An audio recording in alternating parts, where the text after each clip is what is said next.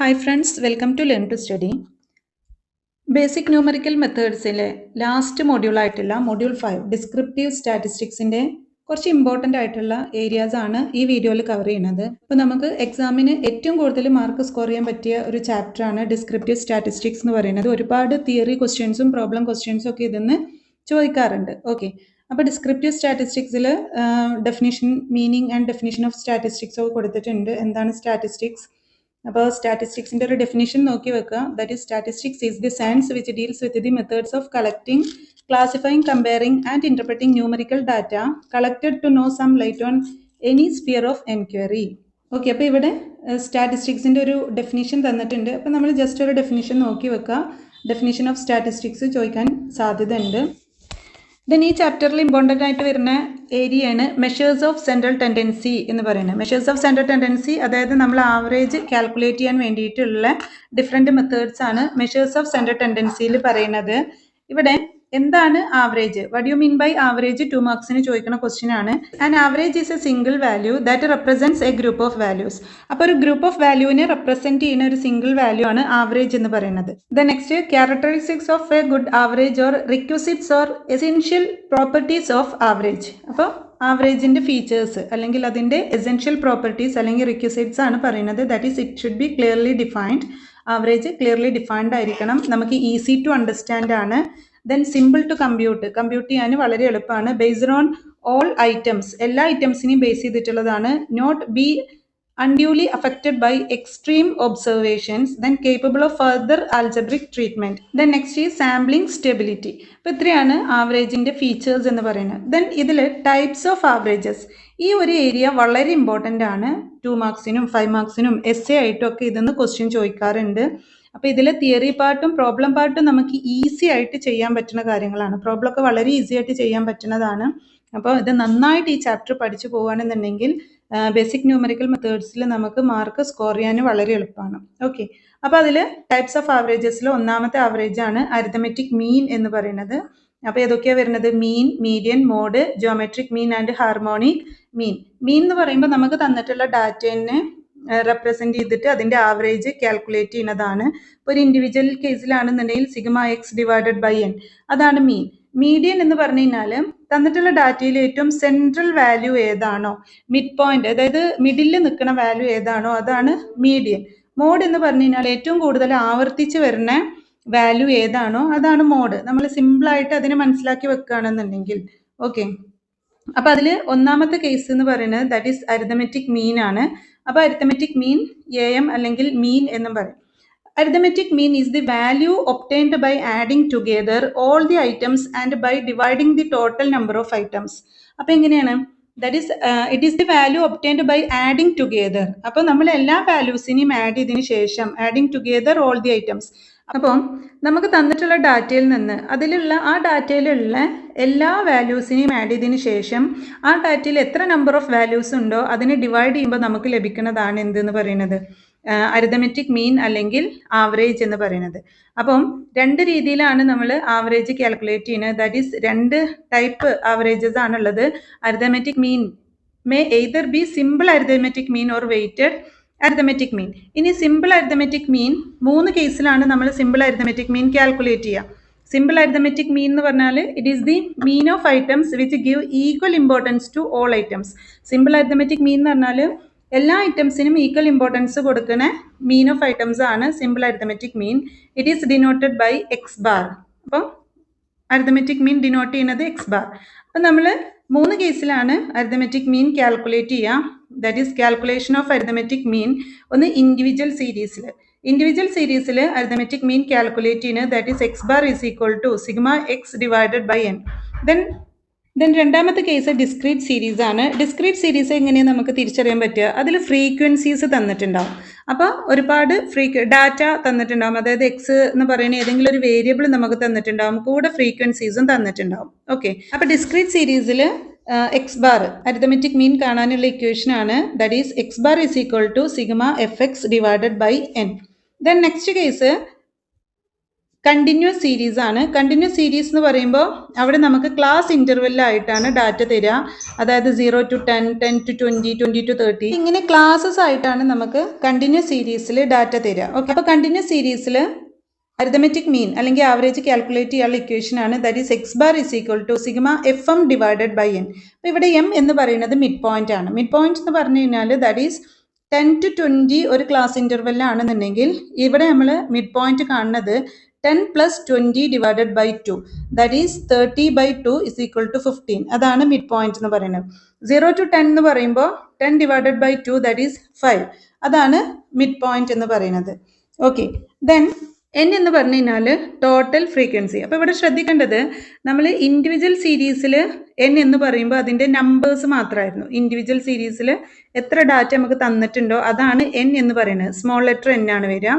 Discrete സീരീസിലും അതുപോലെ തന്നെ continuous സീരീസിലും N എന്ന് പറയുമ്പോൾ ടോട്ടൽ നമ്പർ ആണ് വരുന്നത്. അതായത് നമ്മൾ ആഡ് ചെയ്തിട്ട് എത്ര ഫ്രീക്വൻസി നമ്മൾ ആഡ് ചെയ്യുമല്ലോ, ഫ്രീക്വൻസി ആഡ് ചെയ്തിട്ട് കിട്ടുന്നതാണ് എൻ എന്ന് പറയുന്നത്. ഓക്കെ, അപ്പോൾ ഷോർട്ട് കട്ട് മെത്തേഡൊക്കെ ഇവിടെ പ്രൊവൈഡ് ചെയ്തിട്ടുണ്ട്. X bar is equal to A plus sigma F D by N. നമുക്ക് ഷോർട്ട് കട്ട് മെത്തേഡ് ചോദിക്കുകയാണെങ്കിൽ മാത്രം ചെയ്താൽ മതി, അല്ലെങ്കിൽ സിമ്പിൾ മെത്തേഡിൽ ചെയ്താൽ മതി. ഓക്കെ, അപ്പോൾ ഈ ക്വസ്റ്റ്യൻ നോക്കി നോക്കൂ. 10 to 20 ഫ്രീക്വൻസി 5 തന്നിട്ടുണ്ട്. അപ്പോൾ മിഡ് പോയിന്റ് 15 ആണ്. That is 10 plus 20 divided by 2. അപ്പോൾ നമുക്ക് 15 കിട്ടി.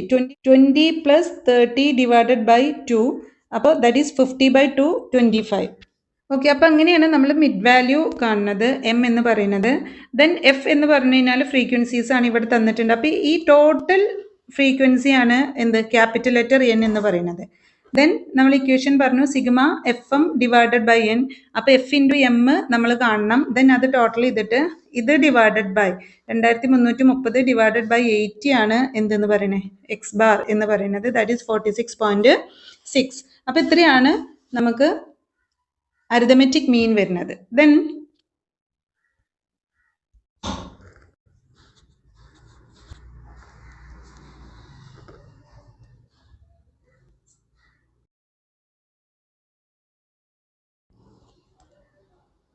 ഇപ്പോൾ ഇവിടെ ഒരു എക്സാമ്പിൾ എടുക്കുകയാണെന്നുണ്ടെങ്കിൽ ഇപ്പോൾ 2, 3, 4, 5, 6 ഇതിപ്പോൾ നമ്മൾ അസെൻഡിങ് ഓർഡറിലാണ്. അപ്പോൾ ഇവിടെ നമുക്ക് 4 ആണ് എന്തെന്ന് പറയുന്നത് മിഡിൽ വാല്യൂ എന്ന് പറയുന്നത്. കാരണം ഇവിടെയും 5, 6 രണ്ട് ഫിഗർ വരുന്നുണ്ട്, ഇവിടെയും 2 ഫിഗേഴ്സ് വരുന്നുണ്ട് അല്ലേ.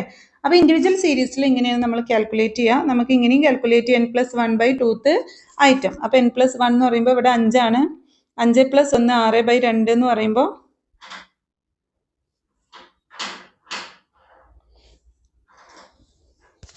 അപ്പോൾ ഇതിൽ നമ്മൾ ഈ ഇക്വേഷൻ അപ്ലൈ ചെയ്ത് നോക്കൂ. n എന്ന് പറയുന്നത് എത്രയാണ് 5 ആണ്. n എന്ന് പറയുന്നത് 5 ആണ്. 5 + 1/2th ഐറ്റം അല്ലേ. ഇപ്പോൾ 5 + 1 എന്ന് പറയുമ്പോൾ 6. 6/2 എന്ന് പറഞ്ഞു കഴിഞ്ഞാൽ 3. അപ്പോൾ മൂന്നാമത്തെ 3th ഐറ്റം ആണ് വരിക. മൂന്നാമത്തെ ഐറ്റം എന്ന് പറയുന്നത് 1, 2, 3. അപ്പോൾ മൂന്നാമത്തെ ഐറ്റം എന്താ വരുന്നത് 4 ആണ് വരുന്നത്. അപ്പോൾ ഇതാണ് ഇൻഡിവിജ്വൽ സീരീസിൽ നമ്മൾ മീഡിയൻ കാണുന്നത്. ദെൻ ഡിസ്ക്രീറ്റ് സീരീസ് ആണെന്നുണ്ടെങ്കിൽ അവിടെ മീഡിയൻ കാണാനുള്ള ഇക്വേഷൻ ആണ് എന്ത് സെയിം ഇക്വേഷൻ ആണ്. That is n+1/2th item. അത് ഡിസ്ക്രീറ്റ് സീരീസിൽ. ഇനി 2 കേസ് വരികയാണെന്നുണ്ടെങ്കിൽ നമ്മൾ എന്ത് ചെയ്യണം, ആ 2 കേസ് ഇപ്പോൾ നമുക്ക് 2 എണ്ണം സെൻറ്ററിൽ വരികയാണെന്നുണ്ടെങ്കിൽ ഇപ്പോൾ 4ഉം 5ഉം സെൻറ്ററിൽ വരികയാണെന്നുണ്ടെങ്കിൽ 4 + 5/2 ഈസ് ഈക്വൽ ടു കിട്ടുന്നതാണ് എന്ത് അതിൻ്റെ മിഡ് വാല്യൂ എന്ന് പറയുന്നത്. ഓക്കെ, ദെൻ കണ്ടിന്യൂസ് സീരീസ് ആണെന്നുണ്ടെങ്കിൽ മീഡിയൻ ക്ലാസ് നമ്മൾ കാണുന്നത് ദാറ്റ് ഈസ് കണ്ടിന്യൂസ് സീരീസിൽ നമുക്ക് ക്ലാസ് ഇൻ്റർവെല്ലായിട്ടാണ് തരുന്നത്. അപ്പോൾ ഫസ്റ്റ് അവിടെ നമ്മൾ മീഡിയൻ ക്ലാസ് കാണണം. മീഡിയൻ ക്ലാസ് കാണുന്നത് that is big N divided by 2 ആണ്. എന്നിട്ട് നമ്മൾ മീഡിയൻ കാണണം. അപ്പോൾ മീഡിയൻ കാണാനുള്ള ഇക്വേഷൻ ആണ് എന്ത് L1 + n/2 - CF/F × C. L1 എന്ന് പറയുന്നത് ലോവർ ലിമിറ്റ് ഓഫ് മീഡിയൻ ക്ലാസും CF എന്ന് പറയുന്നത് cumulative frequency of preceding median class. Then F എന്ന് പറയുന്നത് frequency of median class. C class interval ആണ്. ഓക്കെ, ക്ലാസ് ഇൻ്റർവെൽ എന്ന് പറഞ്ഞു കഴിഞ്ഞാൽ ലോവസ്റ്റ് വാല്യൂം ഹയസ്റ്റ് വാല്യൂം തമ്മിലുള്ള ഡിഫറൻസ് ആണ് ക്ലാസ് ഇൻ്റർവെൽ എന്ന് പറയുന്നത്. ദെൻ CF എന്ന് പറഞ്ഞു കഴിഞ്ഞാൽ നമ്മൾ ഫ്രീക്വൻസി ഇങ്ങനെ ആഡ് ചെയ്ത് കൊണ്ടുവരുന്നതാണ് ക്യുമുലേറ്റീവ് ഫ്രീക്വൻസി. ഓക്കെ, അപ്പോൾ ഇവിടെ ഈ എക്സാമ്പിൾ നോക്കൂ. Calculate median. ഇവിടെ നമുക്ക് കുറച്ച് നമ്പേഴ്സ് തന്നിട്ടുണ്ട്. അതിന് നമ്മൾ അസെൻഡിങ് ഓർഡറിലാക്കിയിട്ടുണ്ട്. അപ്പോൾ അസെൻഡിങ് ഓർഡറിലാക്കുമ്പോൾ 10 നമ്പേഴ്സാണ് വരുന്നത്. അപ്പോൾ 10 + 1/2 2th ഐറ്റം എന്ന് പറയുമ്പോൾ 11/2 ദാറ്റ് ഈസ് 5.5 ആണ്. 5.5th ഐറ്റം ആണ് വരിക. അപ്പോൾ നമ്മൾ 5ാമത്തെ ഐറ്റവും 6ാമത്തെ ഐറ്റവും എടുത്തിട്ട് അതിനെ 2 ആയിട്ട് ഡിവൈഡ് ചെയ്യുക. നമുക്ക് കിട്ടുന്ന മീഡിയൻ എന്ന് പറയുന്നത് 24.5 ആണ്. ഓക്കെ, ഇനി ക്യുമുലേറ്റീവ് ഫ്രീക്വൻസി എന്ന് പറയുന്നത് നമ്മൾ ഫ്രീക്വൻസീസ് ആഡ് ചെയ്ത് വരികയാണ്. That is first frequency 3 + 12 15 + 8 23 + 7 30 30 + 5 35 35 + 4 39. അപ്പോൾ ഇത് തന്നെയാണ് നമ്മളുടെ n എന്ന് പറയുന്നത്. ഓക്കെ, അപ്പോൾ ഇത് വെച്ചിട്ട് നമുക്ക് മീഡിയൻ കാൽക്കുലേറ്റ് ചെയ്യാം. ദെൻ നെക്സ്റ്റ് വരുന്നത് മോഡാണ്. Mode is the value of item of series which occurs most frequently. അപ്പോൾ ഏറ്റവും കൂടുതൽ ഫ്രീക്വൻ്റ് ആയിട്ട് വരുന്ന, അതായത് ഏറ്റവും കൂടുതൽ ആവർത്തിച്ച് വരുന്ന ഐറ്റം ഒരു സീരീസിൽ ഏതാണോ അതാണ് മോഡ്. ഓക്കെ, ഇനി മോഡ് ഇൻ ഇൻഡിവിജ്വൽ സീരീസ്. അപ്പോൾ ഇൻഡിവിജ്വൽ സീരീസിൽ എങ്ങനെയാണ് നമ്മൾ മോഡ് കാൽക്കുലേറ്റ് ചെയ്യുന്നത്? മോഡ് ഇൻ ഇൻഡിവിജ്വൽ സീരീസിൽ mode is equal to 3 median - 2 mean. അപ്പോൾ ഇതാണ് മീനും മീഡിയനും മോഡും തമ്മിലുള്ള റിലേഷൻ എന്ന് പറയുന്നത്. Mode is equal to 3 median - 2 mean. അപ്പോൾ ഇൻഡിവിജ്വൽ സീരീസ് ആണെന്നുണ്ടെങ്കിൽ then mode in discrete series. Discrete സീരീസിൽ മോഡ് എന്ന് പറഞ്ഞു കഴിഞ്ഞാൽ in the case of discrete series the value having the highest frequency is taken as mode. അപ്പം നമുക്ക് frequency തന്നിട്ടുള്ള ഡാറ്റയാണെന്നുണ്ടെങ്കിൽ അതിൽ ഏറ്റവും ഹയസ്റ്റ് ഫ്രീക്വൻസി വരുന്നത് ഏത് ഐറ്റം ആണോ ആ ഐറ്റാണ് മോഡ് എന്ന് പറയുന്നത്. Okay, then next mode in continuous series. Mode in continuous series എന്ന് പറയുമ്പോൾ അവിടെ ക്ലാസ് ആണ് ഹാവിംഗ് ദി ഹയസ്റ്റ് ഫ്രീക്വൻസി. അപ്പോൾ mode lies in the class having the highest frequency. അപ്പോൾ ഹയസ്റ്റ് ഫ്രീക്വൻസി ഏത് ക്ലാസ്സിൻ്റെ നേരെയാണോ വരുന്നത് ആ ക്ലാസ്സിലായിരിക്കും മോഡ് വരുന്നത്. ഓക്കെ, അപ്പോൾ അവിടെ അത് കാൽക്കുലേറ്റ് ചെയ്യാനുള്ള ഒരു ഇക്വേഷൻ ആണ്. That is mode is equal to L1 + F1 - F0 × C divided by 2F1 - F0 - F2. അപ്പോൾ ഇവിടെ എന്താണ് L1 lower limit of the modal class ആണ്. Then F1 frequency of the modal class. Then അപ്പോൾ ഇവിടെ നമുക്കൊരു example തന്നിട്ടുണ്ട്, find mode. അപ്പോൾ ഇത് ഇൻഡിവിജ്വൽ സീരീസ് ആണ്. നമ്മൾ എന്ത് ചെയ്യാം, ഇതിൽ ഓരോ സംഖ്യകളും എത്ര തവണ ആവർത്തിച്ച് വന്നിട്ടുണ്ട് നോക്കുക. അപ്പോൾ ഇവിടെ ആവർത്തിച്ച് വന്നത് 2 ആണ്, 2 2 ദെൻ 5 ആണ്, ഒരു 5 2 5 3 5. ബാക്കിയൊന്നും അങ്ങനെ ആവർത്തിച്ച് വന്നിട്ടില്ല, 4 മാത്രമേ ആവർത്തിച്ച് വന്നിട്ടുള്ളൂ. അപ്പോൾ ഏറ്റവും കൂടുതൽ ആവർത്തിച്ച് വന്നത് ഏതാണ്? 5 ആണ്. എത്ര തവണ? 3 തവണ. അപ്പോൾ 5 ആണ് എന്ത് മോഡ് എന്ന് പറയുന്നത്. ഓക്കെ, ദെൻ നെക്സ്റ്റ് ഒരു ക്വസ്റ്റ്യൻ നോക്കി നോക്കൂ, ഫൈൻഡ് മോഡ്. ഇങ്ങനെയൊക്കെ ചിലപ്പം 2 മാർക്സിന് ക്വസ്റ്റ്യൻ ചോദിക്കാം. Find mode. ഇവിടെ നമുക്ക് ഡാറ്റ തന്നിട്ടുണ്ട് 4 2 6 3 8 7 9 1. ഇതിലൊന്നും ആവർത്തിച്ച് വരുന്നില്ല. അപ്പോൾ ഇവിടെ എന്താണ്? മോഡ് ഈസ് ഇൽ ഡിഫൈൻഡ് ആണ്. മോഡ് നമുക്ക് പെട്ടെന്ന് കാണാൻ കഴിയില്ല. അപ്പോൾ നമ്മൾ എന്ത് ചെയ്യണം? Mode is equal to 3 median - 2 mean എന്നുള്ള ഇക്വേഷൻ വെച്ചിട്ട് മോഡ് ചെയ്യണം. ഓക്കെ, 5 മാർക്കിനൊക്കെ ക്വസ്റ്റ്യൻ ചോദിക്കാൻ സാധ്യത ഉള്ളതാണ് ഈ മോഡലിലുള്ള ക്വസ്റ്റ്യൻസ്. അപ്പോൾ നമ്മൾ മീഡിയൻ, ഇതിൻ്റെ മീഡിയൻ കാണണം, ദെൻ മീൻ കാണണം. മീഡിയൻ എന്ന് പറയുമ്പോൾ മിഡ് വാല്യൂ ആണ്. ഇവിടെ 8 ഉണ്ട്, then 9 8 9.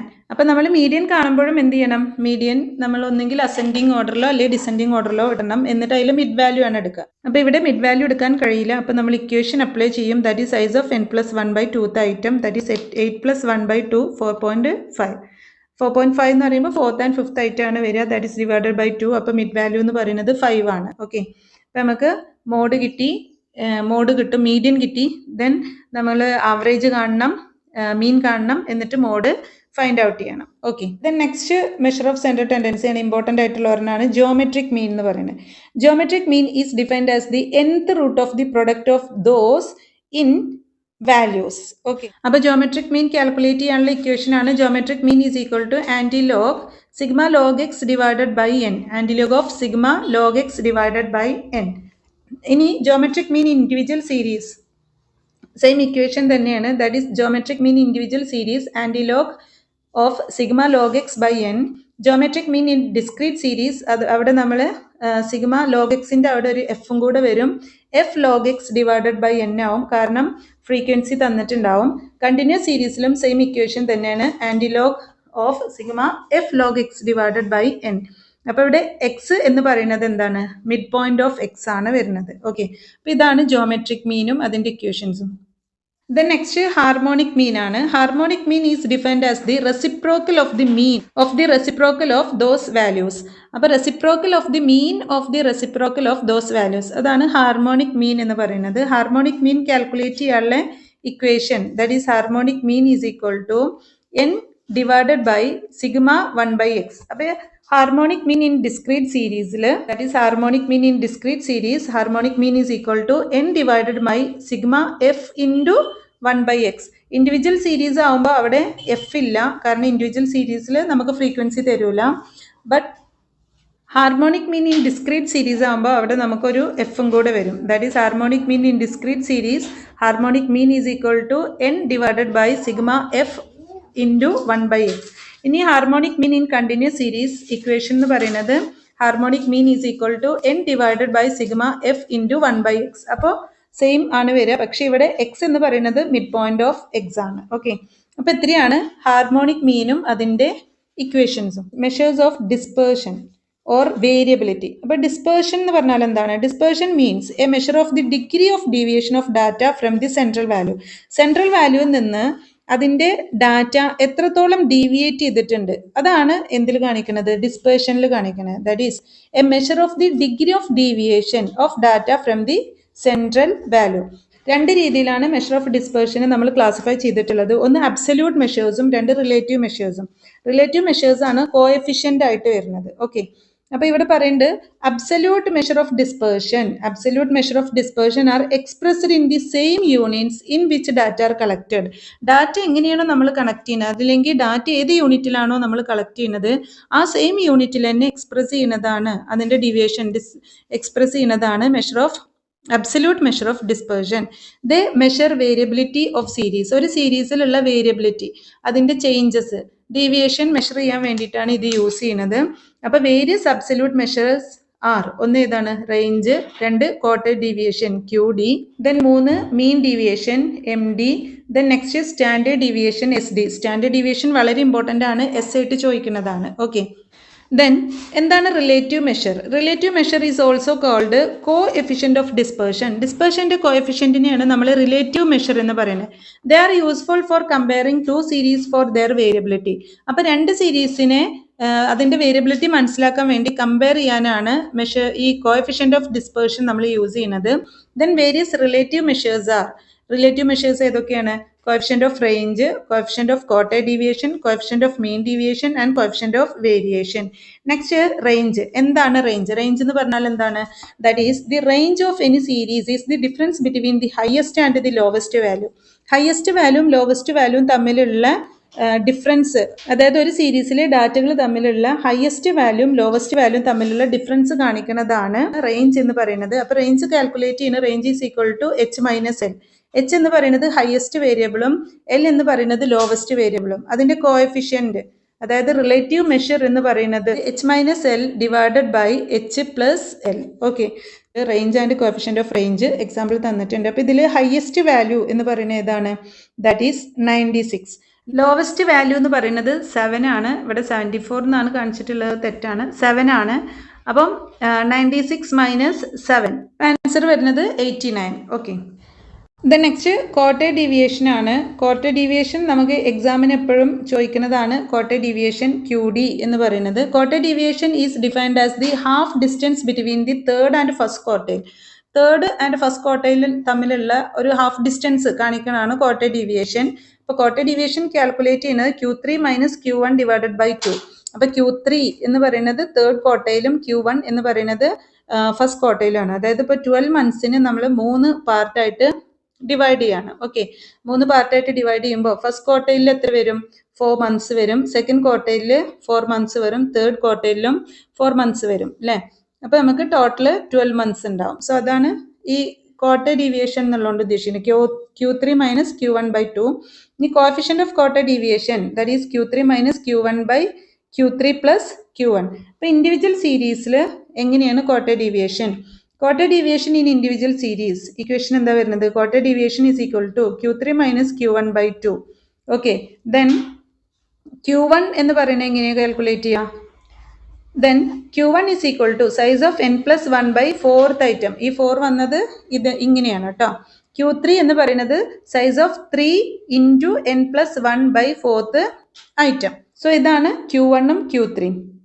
Then quartile deviation in discrete series, quartile deviation Q3 minus Q1 by 2.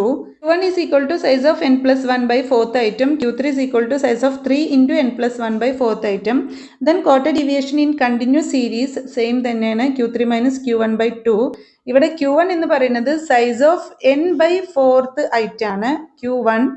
Q3 എന്ന് പറയുന്നത് size of 3 into n by 4th item. Then നമുക്ക് വേറെ ഇൻ്റർപോളേഷൻ ഇക്വേഷൻ ഒക്കെ തന്നിട്ടുണ്ട്. അതായത് L1 plus n/4 minus CF/F into C Q1 കാണാനുള്ള equation Q3 L1 plus 3 into n/4 minus CF/F into C. അപ്പോൾ Q1ഉം Q3യും കാണാനുള്ള ഇക്വേഷനൊക്കെ തന്നിട്ടുണ്ട്. ഈ ഇക്വേഷനൊക്കെ വെച്ചിട്ടാണ് നമുക്ക് എസ്സേക്ക് ക്വസ്റ്റ്യൻ ചോദിക്കുന്നത്. ക്വാർട്ടർ ഡീവിയേഷൻ വളരെ ഇമ്പോർട്ടൻ്റ് ആണ്, എസ്സേ ആയിട്ട് ചോദിക്കാൻ സാധ്യതയുള്ള ക്വസ്റ്റ്യൻ ആണ്. Then next, mean deviation. Mean deviation is defined as the arithmetic mean of deviations of all the values in a series from their average. അപ്പം സീരീസിലുള്ള എല്ലാ വാല്യൂസിന്റെ ആവറേജിൽ നിന്ന് അതിന്റെ അരിത്തമെറ്റിക് മീൻ ആയിട്ടുള്ള ഡീവിയേഷൻ ഫൈൻഡ് ഔട്ട് ചെയ്യുന്നതാണ് മീൻ ഡീവിയേഷൻ. അപ്പൊ ഇവിടെ average കാണാൻ നമുക്ക് മീനോ മീഡിയനോ മോഡോ ഒക്കെ യൂസ് ചെയ്യാം. Mean deviation is equal to sigma modulus D divided by n. അത് ഇൻഡിവിജ്വൽ സീരീസിന്റെ കേസിൽ അപ്പോൾ കോഎഫിഷ്യന്റ് ഓഫ് മീൻ ഡീവിയേഷൻ എന്ന് പറയുന്നത് mean deviation divided by average. Average എന്ന് പറയുമ്പോൾ mean median or mode from which the deviation is taken. ഏതെന്നാണ് നമ്മൾ ഡീവിയേഷൻ മീൻ വെച്ചിട്ടാണോ മീഡിയൻ വെച്ചിട്ടാണോ മോഡ് വെച്ചാണോ നമ്മൾ ആവറേജ് എടുക്കുന്നത്, അതാണ് ആവറേജ് എന്ന് പറയുന്നത്. മീൻ ഡീവിയേഷൻ ഇൻ ഡിസ്ക്രീറ്റ് സീരീസിൽ മീൻ ഡീവിയേഷൻ ഡിസ്ക്രീറ്റ് സീരീസിൽ കാൽക്കുലേറ്റ് ചെയ്യാനുള്ള equation mean deviation is equal to sigma F into modulus D divided by N. Coefficient of mean എന്ന് പറയുന്നത് mean deviation divided by average. ഇനി continuous സീരീസിലാണെന്നുണ്ടെങ്കിൽ mean deviation calculate ചെയ്യുന്നത് mean deviation is equal to sigma F modulus D divided by N. ഈ modulus D എന്ന് പറഞ്ഞു കഴിഞ്ഞാൽ നമുക്ക് ഡിക്ക് sign plus or minus sign നമ്മൾ പ്രൊവൈഡ് ചെയ്യൂല. അതായത് ഇപ്പോൾ 10 മൈനസ് 20 എന്ന് പറയുമ്പോൾ നമ്മൾ മൈനസ് 10 ആണ് നമുക്ക് കിട്ടുക അല്ലേ. പക്ഷെ ഇവിടെ നമ്മൾ ഈ മൈനസ് കൺസിഡർ ചെയ്യൂല, പകരം വെറും 10 ആയിട്ടാണ് എടുക്കുക. അതാണ് modulus D. Okay, then next is standard deviation ആണ്. Standard deviation is defined as the square root of the mean of the squares of the deviation of individual items from their arithmetic mean. It is denoted by sigma. Okay, അപ്പോൾ ഈ സിമ്പിളിനെ നമ്മൾ sigma എന്നാണ് പറയുക. Standard deviation in individual series കാണാനുള്ള equation ആണ് ഈ തന്നിട്ടുള്ളത്. Standard deviation in discrete series ഇതാണ് equation. Then standard deviation in continuous series, standard deviation in continuous series standard deviation കാണാനുള്ള ഇക്വേഷൻ ആണ് ഇത്. ഓക്കെ, അപ്പോൾ ഈ ഒരു ഇക്വേഷൻ വെച്ചിട്ടാണ് ഡിസ്ക്രീറ്റ് സീരീസ് ആണ് എപ്പോഴും മിക്കവാറും നമുക്ക് വരാറ്. ഈ ഒരു ഇക്വേഷൻ വെച്ചിട്ടാണ് എപ്പോഴും എസ്സേ ടൈപ്പ് ക്വസ്റ്റ്യൻ ഒക്കെ വരിക. ഇവിടെ എക്സ് എന്ന് പറയുന്നത് മിഡ് പോയിന്റ് ആണ്.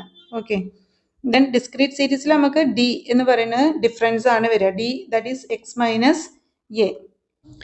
ദെൻ നെക്സ്റ്റ് ടോപ്പിക് ആണ് വേരിയൻസ്. വേരിയൻസ് എന്ന് പറഞ്ഞാൽ എന്താണ്? Variance is defined as the mean of the squares of the deviation of all the values in the series from their മീൻ.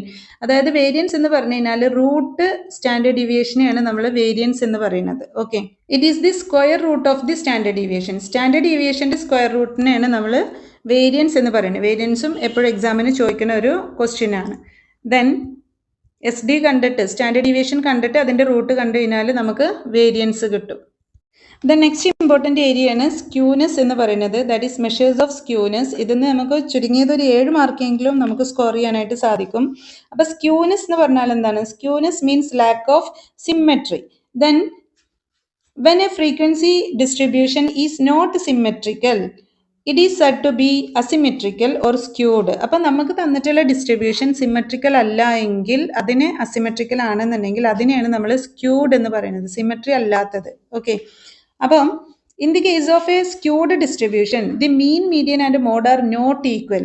ഇപ്പോൾ ഒരു സ്ക്യൂഡ് ഡിസ്ട്രിബ്യൂഷൻ ആകുമ്പോൾ അവിടെ മീനും മീഡിയനും മോഡും ഈക്വൽ ആയിരിക്കില്ല. അപ്പോൾ അതിൽ കുറച്ച് ഇതിൻ്റെ കണ്ടീഷൻസ് നമ്മൾ പറയുന്നുണ്ട്. That is a distribution is said to be skewed when. ഒരു ഡിസ്ട്രിബ്യൂഷൻ നമ്മൾ സ്ക്യൂഡ് ആണെന്ന് പറയും, അതായത് ലാക്ക് ഓഫ് സിമെട്രി, അതിന് ലാക്ക് ഓഫ് സിമെട്രി ആണെന്ന് പറയും. എപ്പോഴൊക്കെ പറയാം? ഒന്നാമത്തെ case mean median and mode are not equal. മീനും മീഡിയനും മോഡ് ഈക്വൽ അല്ല എന്നുണ്ടെങ്കിൽ അതിന് ലാക്ക് ഓഫ് സിമെട്രി ഉണ്ട്. Then Q1 and Q3 are not equidistance from median. മീഡിയനിൽ നിന്ന് തുല്യ അകലത്തിലായിരിക്കൂല Q1ഉം Q3യും. അപ്പോൾ Q1ഉം Q3 മീഡിയനിൽ നിന്ന് തുല്യ അകലത്തിലല്ലെങ്കിൽ അത് സ്ക്യൂഡ് ഡിസ്ട്രിബ്യൂഷൻ ആണ്. Next frequencies on either side of mode are not equal. ഏതെങ്കിലും ഒരു സൈഡിലുള്ള ഫ്രീക്വൻസി ഈക്വൽ ആയിരിക്കില്ല. മോഡിന്റെ ഫ്രീക്വൻസി എന്ന് പറയുന്നത് നോട്ട് ഈക്വൽ ആയിരിക്കും. Then next the frequency curve has longer tail in the left side or on the right side.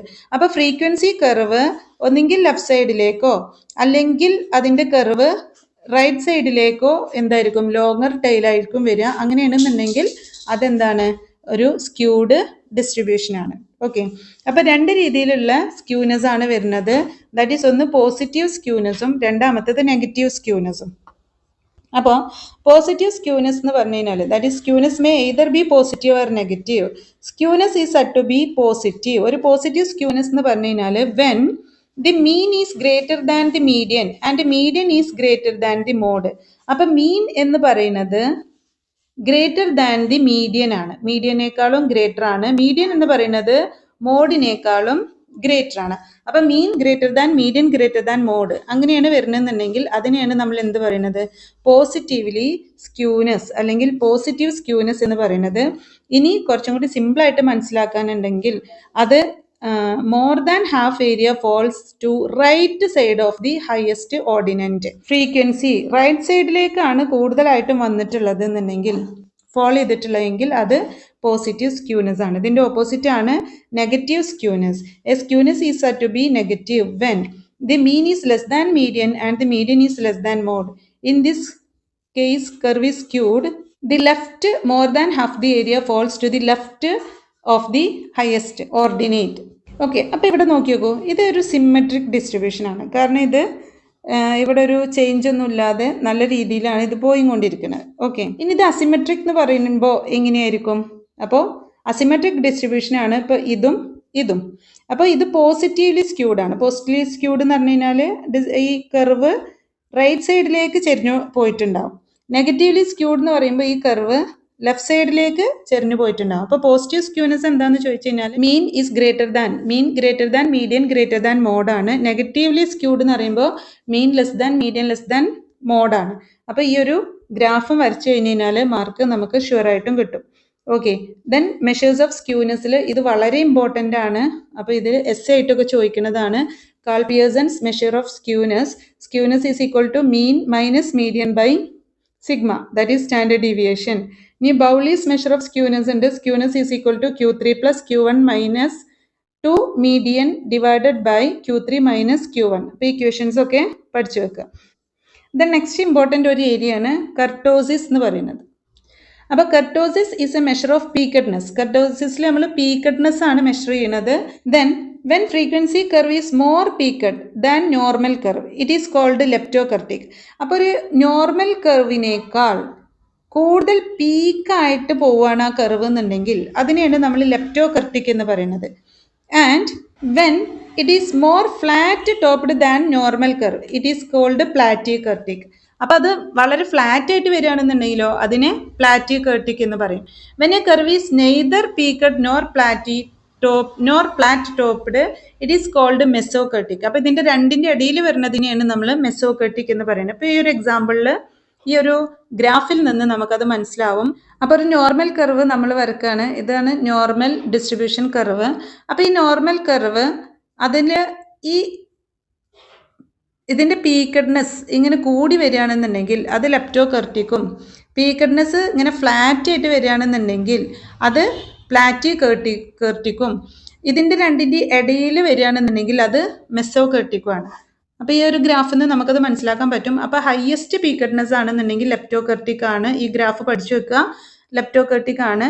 Then normal പീക്കഡ്നെസ് ആണെന്നുണ്ടെങ്കിൽ മെസോകർട്ടിക്കും, പ്ലാറ്റികർട്ടിക് എന്ന് പറഞ്ഞു കഴിഞ്ഞാൽ ഫ്ലാറ്റ് ടോപ്ഡ് ആണെന്നുണ്ടെങ്കിൽ അത് പ്ലാറ്റികർട്ടിക്കുമാണ്. ഓക്കെ, അപ്പോൾ ഇത്രയാണ് നമുക്ക് സ്റ്റാറ്റിസ്റ്റിക്സിൽ വരുന്ന ഇമ്പോർട്ടൻറ്റ് പോർഷൻസ്. അപ്പോൾ ഇതെല്ലാം നിങ്ങൾ നന്നായിട്ട് മനസ്സിലാക്കി പഠിച്ചു പോവാം. തിയറി പാർട്ടായിട്ടും അതുപോലെ തന്നെ പ്രോബ്ലം പാർട്ടിൽ നിന്നും ഒരുപാട് ക്വസ്റ്റ്യൻസ് വരും. ഇത് പഠിച്ചാൽ തന്നെ മതി നമുക്ക് പരീക്ഷയ്ക്ക് പാസ്സാവാൻ. Okay, thank you.